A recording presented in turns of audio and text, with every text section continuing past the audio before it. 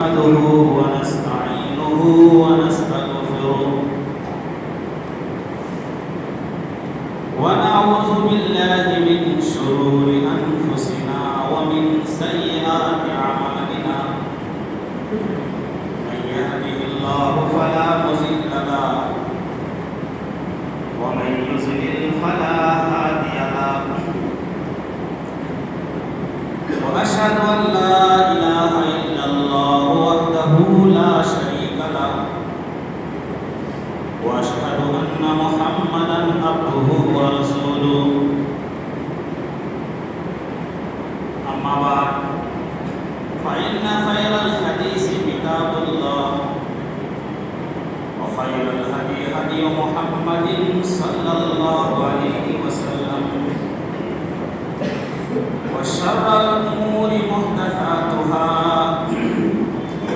وكل محدثة بدعة وكل بدعة ضلالة وكل ضلالة في النار فقد قال الله تبارك وتعالى في كلامه المجيد أعوذ بالله من الشيطان الرجيم ومن يرغب عن ملة إبراهيم إلا من سفه نفسه ولقد اصطفيناه في الدنيا وإنه في الآخرة لمن الصالحين إذ قال له ربه أسلم قال أسلمت لرب العالمين وقال تعالى إن إبراهيم كان أمة قانتا لله حنيفا ولم يكن من المشركين شاكرا لأنعمه اجتباه وهداه إلى صراط مستقيم رب اشرح لي صدري ويسر لي أمري واحلل عقدة من لساني يفقهوا قولي رب زدني علما. تمام قسم کی حمد و ثنا کبریائی بڑائی و برتری اس پاک رب العزت کے لیے لائق و زیبا ہے جو خالق کائنات و مالک ارض و سما ہے. اس پاک رب العزت کی کتنی ہی تعریفیں کی جائے کم ہیں جس نے ہمیں اشرف المخلوقات بنا کر کے پیدا فرمایا. وہ رب العزت جس کے ہاتھ میں پوری کائنات کا نظام ہے، فعال لما یرید بھی ہے، جو کہتا ہے جو ارادہ کرتا ہے کر گزرتا ہے. اس کو کوئی روکنے والا نہیں، روکنے والا نہیں، کوئی مشورہ دینے والا نہیں، اور اس کے یہاں سے جو فیصلے ہو جاتے ہیں اس کو کوئی ٹالنے والا نہیں. وہ وحدہ لا شریک لہ ہے، وہ تنے تنہا ہے. اس کی ذات میں، اس کی صفات میں، اس کے اسماء حسنات میں کوئی شریک نہیں ہے.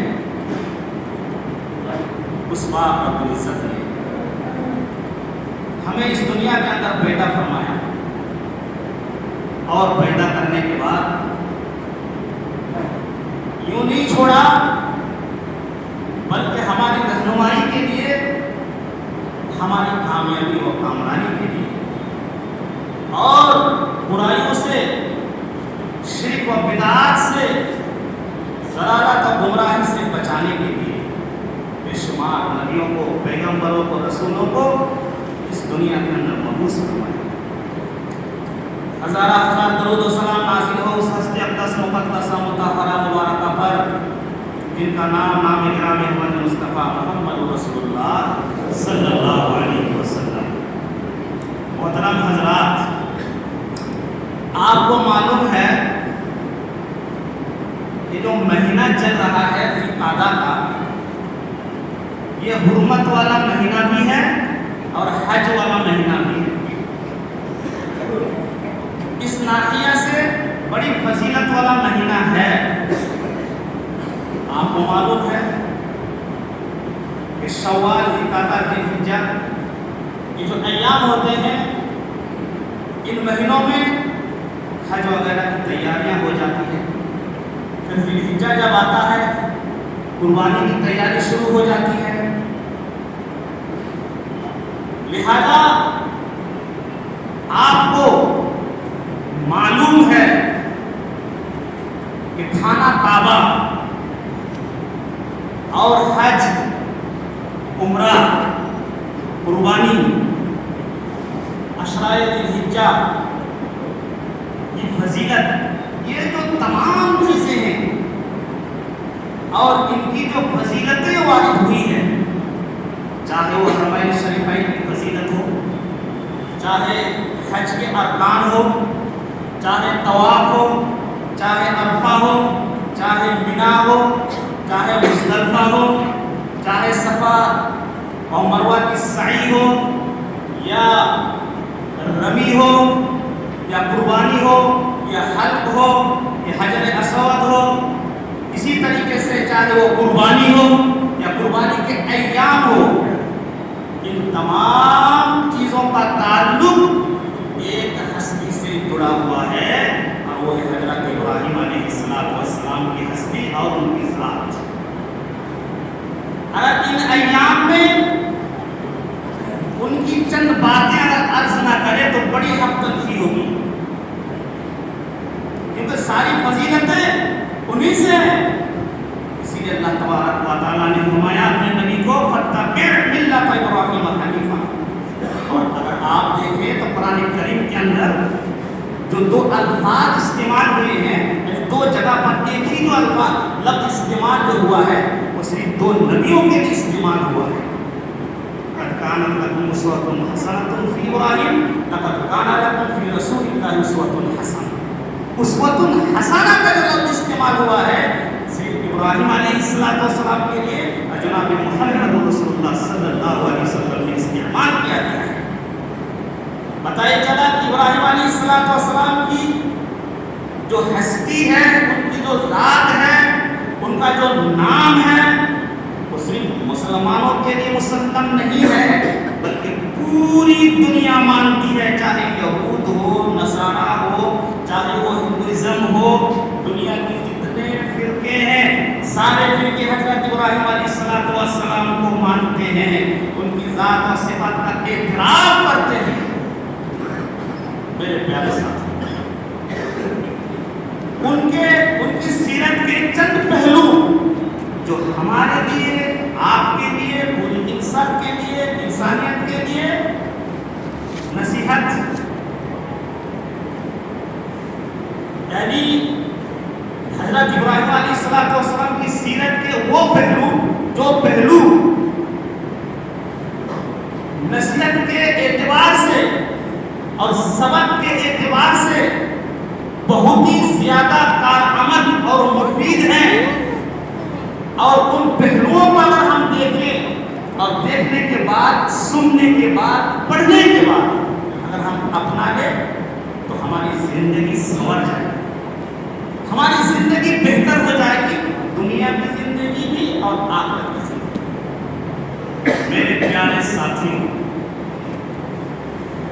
آپ کو پتا ہے کہ حضرت ابراہیم علیہ السلام کے پہلوؤں میں سے ایک پہلو انسانیت کا پہلو ہے۔ دھرم، مذہب وہ بعد میں آتا ہے، انسانیت پہلے آتی ہے۔ جتنے بھی پیغمبر مبعوث ہوئے ہیں سب سے پہلے ان کے دلوں میں انسانیت تھی، اور ایک بہترین انسان وہ بنے نبوت سے پہلے۔ نبی تو بعد میں بنے، نبوت تو بعد میں ملی، انسان پہلے۔ اسی لیے ایک مثال دیتا ہوں، بنگال کے بہت بڑے جو شاعر، فلسفی، نوبل नोबेल याफ्ता, मंतकी और बहुत ही बड़े इल्म के मैदान में माहिर, जिनका नाम है रविंद्रनाथ टैगोर।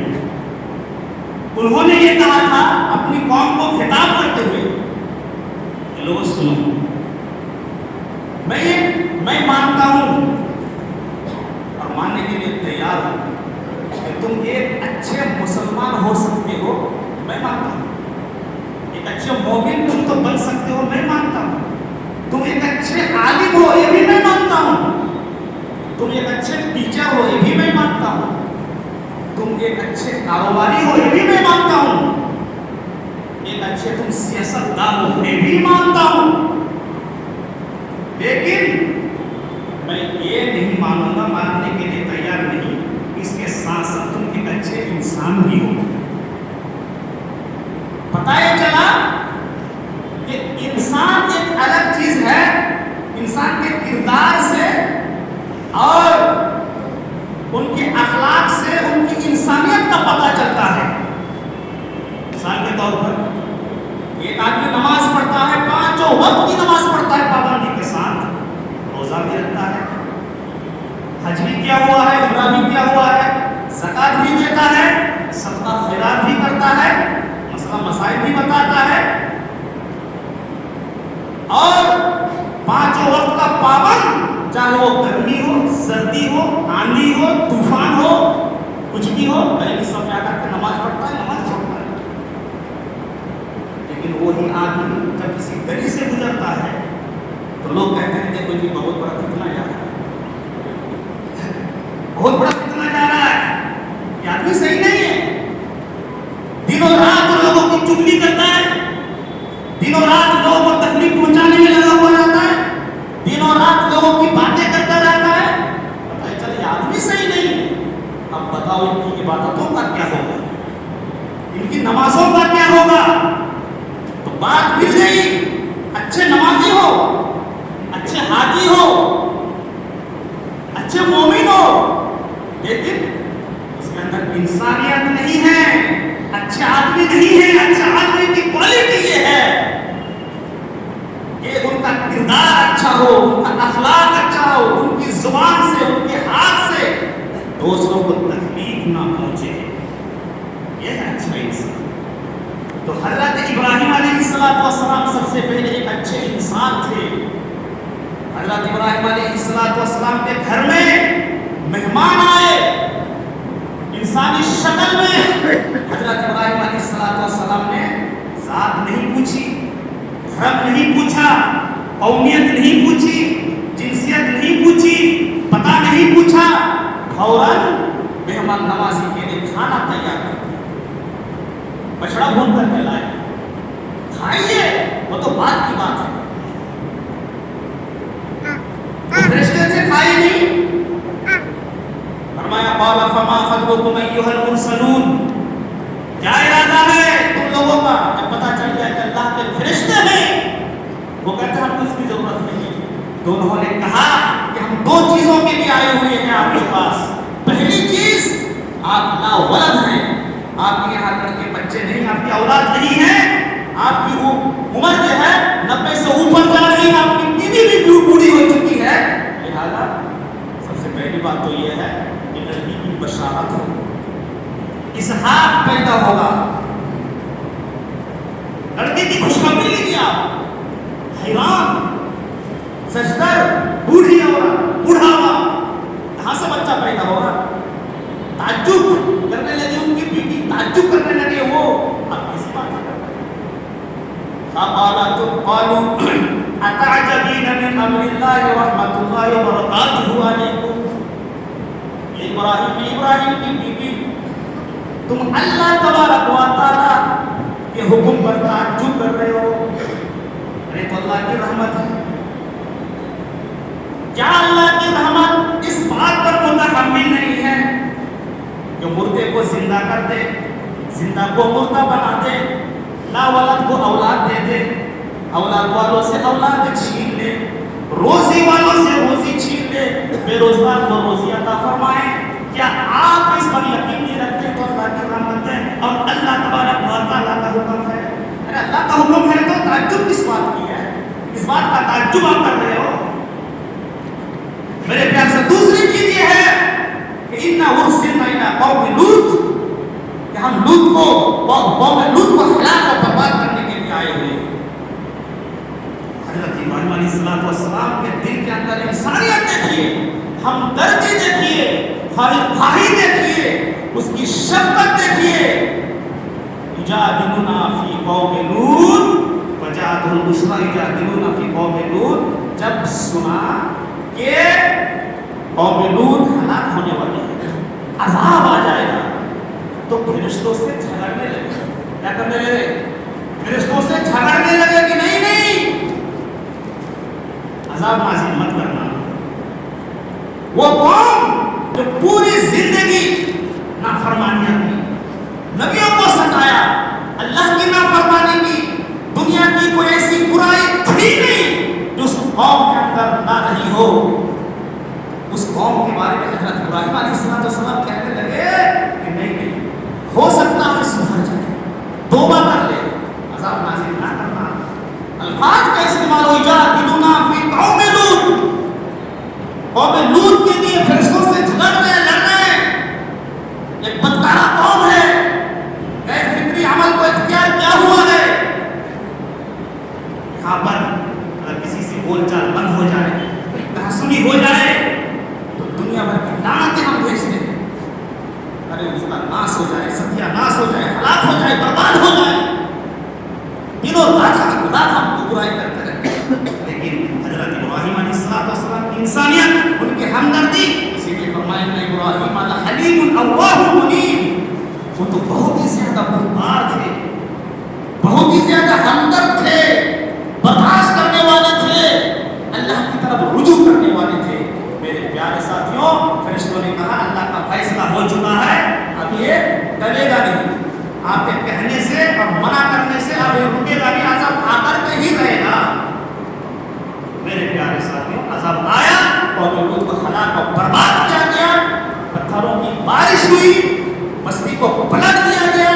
اس لیے یہ ان لوگوں نے فطرت کو پلٹ دیا تھا. شادی عورتوں سے ہوتی ہے، لیکن انہوں نے بدکاری کی، بدفریبی کی. اس وجہ سے اللہ تبارک و تعالیٰ نے ان کی بستی کو پلٹ دیا تھا. میرے پیارے ساتھی، تو حضرت ابراہیم علیہ السلام سب سے پہلے ایک بہترین انسان تھے، خیر خواہ انسان تھے. ان کی خیر خواہی، ان کی ہمدردی، ان کی صلہ رحمی سے رحمی ان کی سیرتوں کے اندر موجود ہے. میرے پیارے ساتھی، آج ہمارے اندر وہ صلہ رحمی نہیں ہے، وہ انسانیت نہیں ہے، وہ ہمدردی نہیں ہے. آج نہ ہمارا وہ کردار ہے، نہ اخلاق ہے، اور نہ رویہ ہے. رویہ کو پہلے درست کرنا چاہیے. تمام نبیوں میں جب ہمدردی پیدا ہوئی، توخاری پیدا ہوئی، انسانیت پیدا ہوئی، اچھے انسان بنے، تو اللہ تبارک و تعالیٰ نے پھر وہی بھیجے اور نبوت سے سرفراز کیا. آج ہم جا رہے ہیں حج کے لیے، عمرہ کے لیے. بہت بڑی عبادت ہے، بہت بڑی عبادت ہے.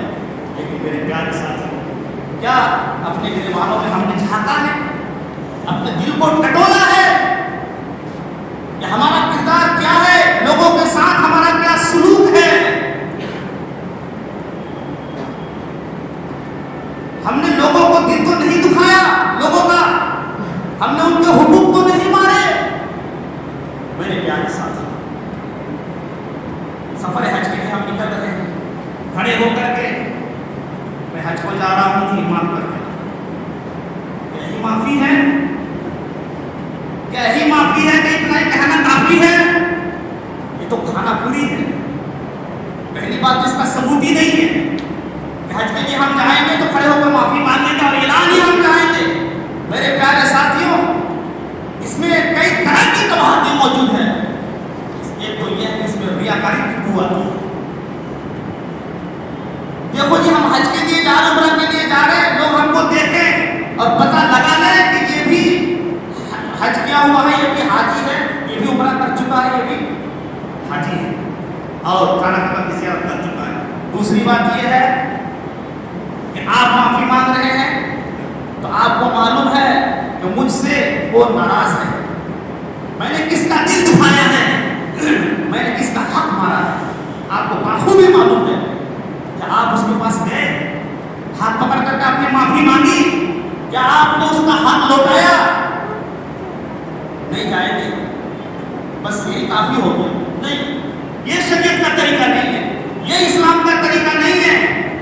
آپ ان سے معافی مانگے، ان سے التجائے کریں، ان کے حقوق لوٹائیں، ان کے ساتھ اچھا برتاؤ کریں۔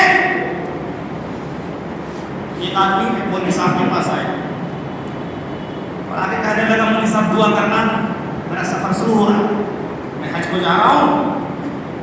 مولوی صاحب کہنے لگے میں نے سنا ہے کہ آپ کے جو چھوٹے بھائی ہیں ان کے 4 بیگھہ زمین آپ نے دبا رکھی ہے، آپ تو زمین واپس کرتا ہو تو حج کے لیے جا رہے ہیں، زمین لوٹا دیجیے، آپ 4 بیگھہ زمین آپ نے مار رکھا ہے۔ سالس اور بچار بھی ہوا تھا لیکن کسی نتیجے تک نہیں پہنچے، تو آپ ان کا حج لوٹا دیجیے، 4 بیگھہ زمین ہے، آپ کے چھوٹے بھائی پریشان حال ہیں، اچھا موقع ہے، لوٹا دیجیے، تب جائیے حج کے لیے۔ تو وہ کہا جا رہا ہے اسی کو تو معاف کرانے کے لیے میں جا رہا ہوں حج کو، اسی کو معاف کرانے کے لیے میں جا رہا ہوں۔ یہ لوگوں کا حال ہے، لوگوں کا حق مار کے دبا کر کے وہ حج کے لیے جا رہا ہے۔ نہیں میرے پیارے ساتھیوں، جب ایک انسان اچھا بنتا ہے، جب اس کے اندر انسانیت آتی ہے تو تمام چیزوں کا خیال رکھتا ہے، تمام حقوق کو پہچانتا ہے، لوگوں کے ساتھ اچھا برتاؤ اور سلوک کرتا ہے، اس کے اندر حلم اور بردباری، اس کے اندر خیر خواہی، ہمدردی پیدا ہو جاتی ہے لوگوں کے لیے۔ یہ ابراہیم علیہ السلام کی صفات تھی، ان کی کوالٹی تھی۔ حضرت ابراہیم علیہ السلام مسلمان کیسے تھے؟ اب آئیے دوسری آیت پر ہم آتے ہیں۔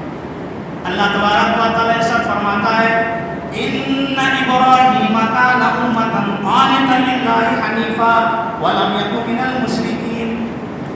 حضرت ابراہیم علیہ السلام اپنے آپ میں ایک امت تھے، پوری امت ایک طرف ہو، آپ پوری دنیا کے لوگوں کو لے لو، پوری دنیا کے مسلمانوں کو لے لو، پوری دنیا کے مومنین کو لے لو، ان کا عقیدہ ایک طرف، ان کا ایمان ایک طرف، ان کی ثابت قدمی ایک طرف، ان کی استقامت ایک طرف، ان کی عظیمت ایک طرف، اور حضرت ابراہیم علیہ السلام کی عظیمت، ان کا ایمان، ان کا عقیدہ، ان کی توحید ایک طرف، اس کا کوئی تقابلی نہیں، موازنہ ہی نہیں ہے۔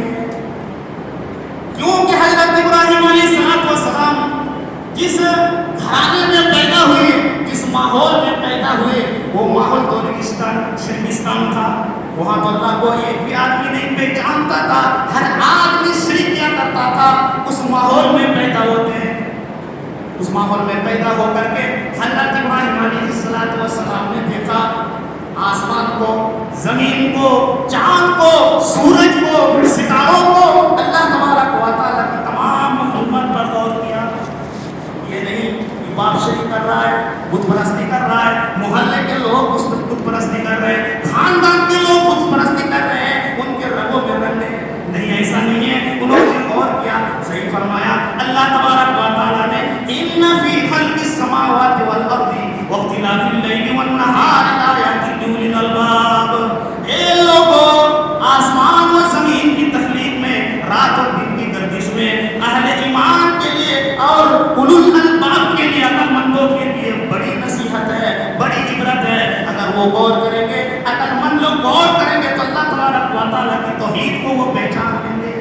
انہوں نے توحید کو پہچان لیا، سورج، چاند، ستاروں کو دیکھ کر کے یہ کام کے نہیں، یہ معبود نہیں ہو سکتے ہیں۔ انہوں نے کہا انی وجہت وجہی للذی فطر السماوات والارض حنیفا وما انا من المشرکین۔ یا اللہ، میں اپنا رخ تیرے طرف کرتا ہوں، اس پاک رب العزت کی طرف اپنا رخ کرتا ہوں جو آسمانوں کو پیدا کرنے والا ہے، زمین کو پیدا کرنے والا ہے، اور ان مشرکین میں سے میں نہیں بنوں گا۔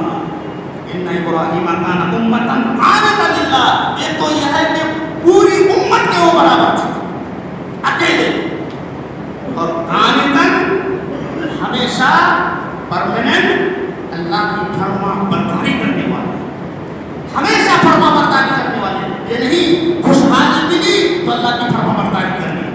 مصیبت آ گئی تو اللہ کو چھوڑ، ایسا نہیں۔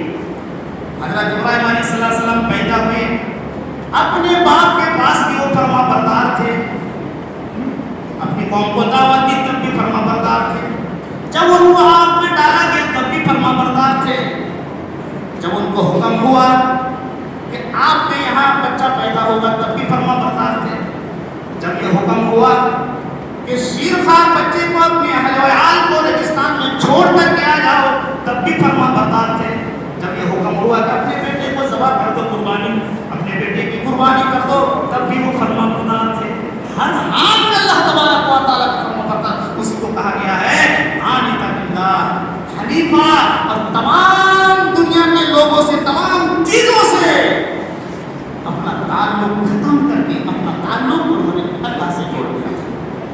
میرے پیارے ساتھی، سب سے پہلے جو دعوت اور تبلیغ کے کام جو کرنے والے ہیں، جو توحید کا پرچار کرنے ان کے لیے بڑی نصیحت ہے۔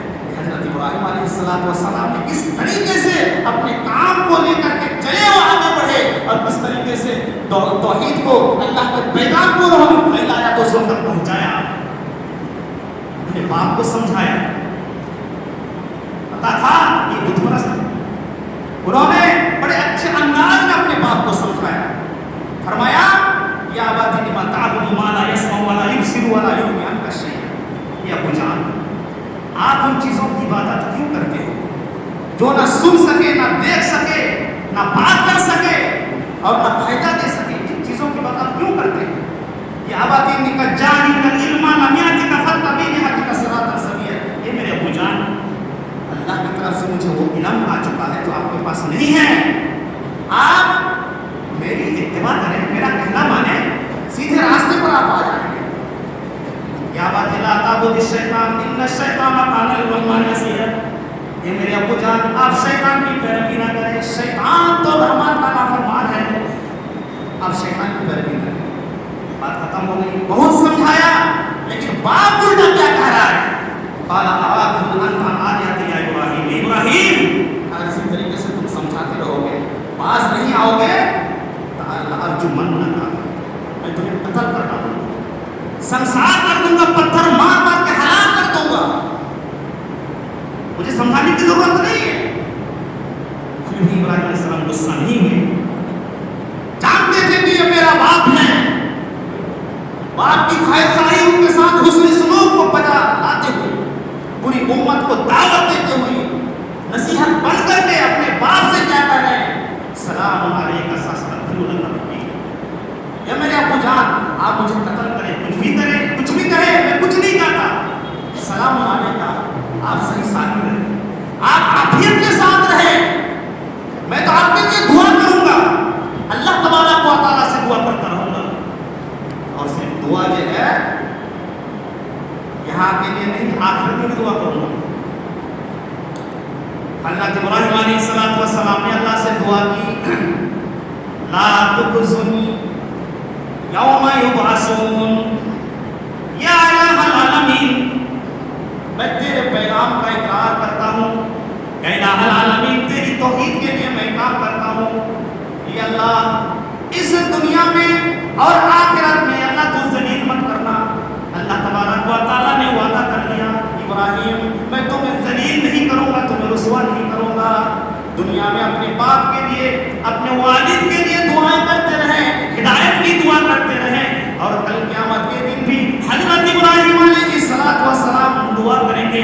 جناب محمد رسول اللہ صلی اللہ علیہ وسلم فرماتے ہیں کل قیامت کے دن جب سب کو کھڑا کیا جائے گا اور حضرت ابراہیم علیہ السلام کو لایا جائے گا، حضرت ابراہیم علیہ السلام کے باپ کو بھی لایا جائے گا، جہنم کا فیصلہ ہو چکا ہوگا، اپنے باپ سے حضرت ابراہیم علیہ السلام سے کہیں گے یہ میرے ابو جان میں نے آپ کو سمجھایا تھا، میری بات آپ نے نہیں مانی، آج آپ جہنم کے اندر جا رہے ہیں۔ ابراہیم علیہ السلام کا باپ کہے گا یہ ابراہیم آج میں تیری بات مانتا ہوں، تیری فرما برداری میں کرتا ہوں، اللہ کی فرما برداری کرتا ہوں، اب تمہاری بات میں مان رہا ہوں۔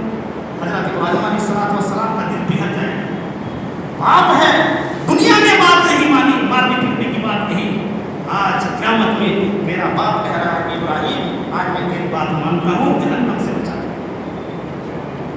हज़रत इब्राहिम अलैहिस्सलाम अपने बाप के लिए दुआ कर रहे हैं, या अल्लाह, या अल्लाह तूने कहा था कल क़यामत के दिन मैं तुझे रुसवा नहीं करूंगा, ज़लील नहीं करूंगा।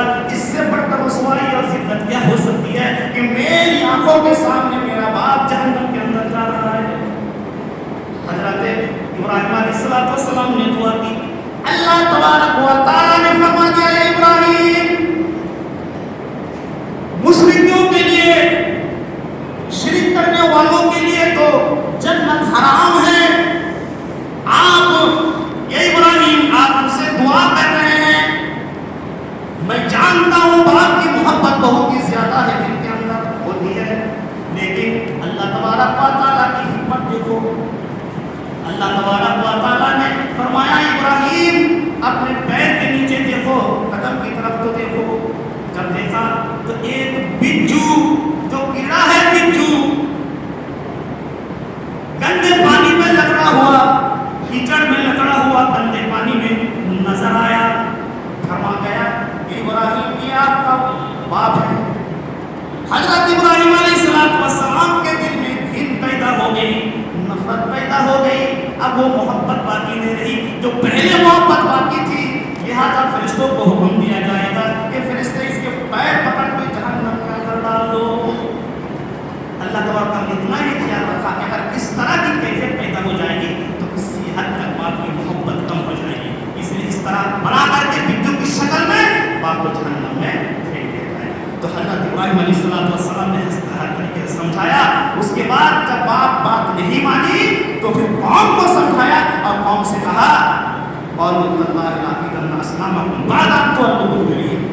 यहाँ पर सवाल पैदा होता है कि अगर खाना सही ना हो, मिसाल के तौर पर बच्चे बात नहीं मान रहे हैं, बीवी बात नहीं मान रही है, खानदान के लोग बात नहीं मान रहे हैं, हम उनको समझा रहे हैं, तो क्या हम वहीं तक रुक जाएंगे? हमारा घर सही नहीं है, हमारी औलाद और हमारे घर वाले सही रास्ते पर नहीं है, तो क्या हम दूसरों को दावत देना छोड़ दें?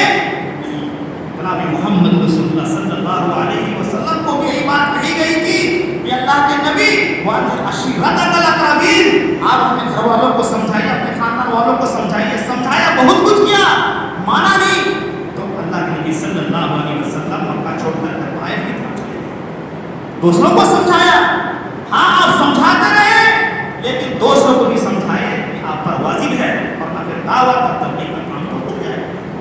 कौम से खिताब करते हुए फरमाया, हर तरीके से समझाया। कौम ने कहा कि आबा व अजदाद की हम इताअत करेंगे, आपकी बात हम नहीं मानेंगे। शिर्क पर कौम अड़ी रही। लिहाजा उन्होंने कहा कि क़ालू तल्लाहि लअक़ीदन्ना अस्नामकुम बअद अन तुवल्लू मुदबिरीन, ठीक है तुम जाओ मेले में, हम तुम्हारा इलाज करेंगे, तुम्हारे बुतों का इलाज करेंगे बहुत अच्छी तरीके से। लिहाजा वो सारे के सारे गए। तफसीर का मौका नहीं है, तफसीर बयान करना भी मेरा मकसद नहीं है। पूरी कौम मेले ठेले में गई हुई है, बुत परस्ती में गई हुई है, इनको बुलाया है, गए नहीं, मैं बीमार हूँ। लिहाजा मौका मिला, बुतखाना में दाखिल हुए, कुल्हाड़ा लिया और सारे बुतों को तोड़ इलाज हो। आपको मालूम है जो बड़ा बुत था, कुल्हाड़ी लटका दी, उसके बाद आगे जो वो लोग वापस आए तो उन्होंने कहा, मन फाला हाज़ा बिआलिहतिना, ये हमारे माबूद के साथ किसने किया? ये हशर और नशर किसने किया? किसकी जुर्रत है, किसकी ताकत है? और आप भूला और समीअना फतह यज़कुरुहुम, उन्होंने कहा हाँ एक का नाम है, आता है, हमारी मुखालिफत करता उसका नाम है इब्राहिम, ये नौजवान है।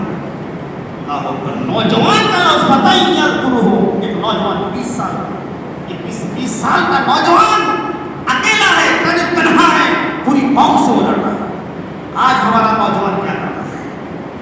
आज हमारा नौजवान, इसको खेल से, कूद से फुर्सत नहीं है। सोशल मीडिया में, व्हाट्सएप में, फेसबुक में गैर मुहर्रम से बात करने से इनको फुर्सत नहीं है, गेम चलाने से इनको फुर्सत नहीं है, अड्डेबाजी से इनको फुर्सत नहीं है, हेयर स्टाइल से इनको फुर्सत नहीं है, घूमने फिरने से इनको फुर्सत नहीं है, दोस्त व अहबाब के साथ मस्ती करने से इनको फुर्सत नहीं है। आज हमारी कौम और हमारी कौम के नौजवान इस्लाम से बहुत दूर हो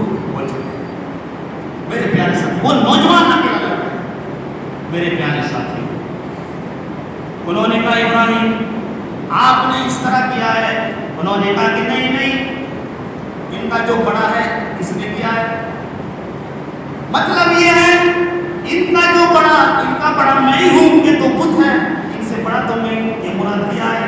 लेकिन कौम ने समझा ये कह रहे हैं कि जो बड़ा बुद्ध जो डटा हुआ है, जिसके कंधे पर कुल्हाड़ा है, इसी ने तोड़ा है। इब्राहिम ने कहा कि अगर इसने नहीं तोड़ा है तो इससे तो पूछ लो। कौम ने कहा इब्राहिम आपको तो मालूम है कि तो मिट्टी का ये बात नहीं कर सकता है। इब्राहिम ये कैसे बताएगा? हजरत इब्राहिम अलैहिस्सलातु वस्सलाम ने कहा उफ़्बिल लकुम वलिमा ताबुदून मिन दूनिल्लाहि फला ताक़िलून।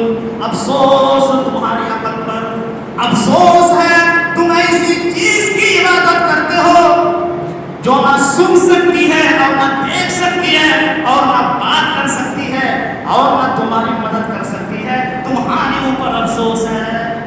क्यों करते हो? दलीलें खत्म हो गई मेरे प्यारे साथियों, दलीलें खत्म। पता ये चला जब आपस में इंसान करता है शरीयत के एतबार से, जब दलाइल खत्म हो जाते हैं, दलील खत्म हो जाती है, तब वो लड़ाई पर उतारता है। तो दलील खत्म, अब लड़ाई पर मारने पीटने की बात होती है। तो कौम ने कहा अब इनको जलाओ मेरे प्यारे साथियों, अब अपनी मामूली की मदद करो, इनको जलाओ। लकड़ियाँ इकट्ठी की गई और उस जमाने में इस तरीके से लकड़ियाँ इकट्ठी की गई, इस कसरत के साथ। अगर किसी का बेटा बीमार होता तो वो औरत, वो माँ कहती कि मेरा बेटा अगर सही हो जाएगा तो मैं मन्नत मानती हूँ इब्राहिम को जलाने के लिए मैं लकड़ी दूंगी, इतनी लकड़ियाँ दूंगी। लकड़ियाँ जलाई गई। अल्लाह तबारक व तआला की मोहब्बत हजरत इब्राहिम अलैहिस्सलाम के दिल में और ये फरमाबरदारी कि अल्लाह तबारक व तआला हमको बचाएगा, जो अल्लाह के लिए होता है, जो अल्लाह की फरमाबरदारी करता है, जो अल्लाह की मोहब्बत अपने दिल में बैठाता है, नबी की मोहब्बत को अपने दिल में बैठाता है, दुनिया में भी कामयाब, आखिरत में भी कामयाब। मोहब्बत ही तो नहीं हमारे दिल में, बर्दारी तो नहीं है, न नबी से मोहब्बत, न नबी की हदीस से मोहब्बत, न अल्लाह से मोहब्बत। आपको मालूम है कि क्या कहते हैं, शाह इस्माइल शहीद रहमतुल्लाह अलैह जामा मस्जिद में दर्स दे रहे हैं। उस वक्त जो है जमाना था शाह अकबर सानी का, दर्स दे रहे हैं तो कुछ लोग आए, क्या लेकर के मजामिर जो लोग होते हैं, अल्लाह के नबी का जूता, नबी का बाल, अल्लाह नबी की पगड़ी लेकर के तबर्रुक लेकर के गुजर रहे वहां से, और जो देख रहे थे खड़े होकर के इस्तेमाल कर रहे थे, इस्तेमाल खड़े हो जाते थे। शाह इस्माइल शहीद के पास से गुजरे ये मजाबिर लोग नबी के तबर्रुकात लेकर के, तो शाह इस्माइल शहीद खड़े नहीं हुए, बैठे रहे, पढ़ा रहे लोग बच्चे को। अब ये लोग चले गए, बादशाह के पास जाकर शिकायत करें कि बड़ी गुस्ताखी हो गई नबी के नाम पर। क्या हो गया? शाह इस्माइल शहीद पढ़ा रहे हैं, हम नबी के तबर्रुकात लेकर आ रहे, नबी का जूता खड़े नहीं हुए। बादशाह ने बुलाया शायद शहीद को, कहा क्या बात होगी बताओ, ये नबी की मोहब्बत तुम्हारे दिल में नहीं है?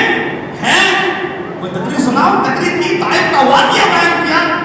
बादशाह की आंखों में आंसू बह पड़े। ताइफ का वाक़या सुनाया, खुद भी रोए, उनको भी रोया। तो उन्होंने कहा ये बताओ, ये मजाकिर लोग जब गुजरे तबर्रुक लेकर के नबी गए तो तुम खड़े क्यों नहीं हुए? तो उन्होंने कहा कि आपके पास तो बुखारी शरीफ है, बुखारी का नुस्खा है कि हाँ मंगवाओ। बुखारी मंगवाई गई, लाई गई। तो उन्होंने कहा कि अब ये बताइए कि ये बुखारी किसकी किताब है?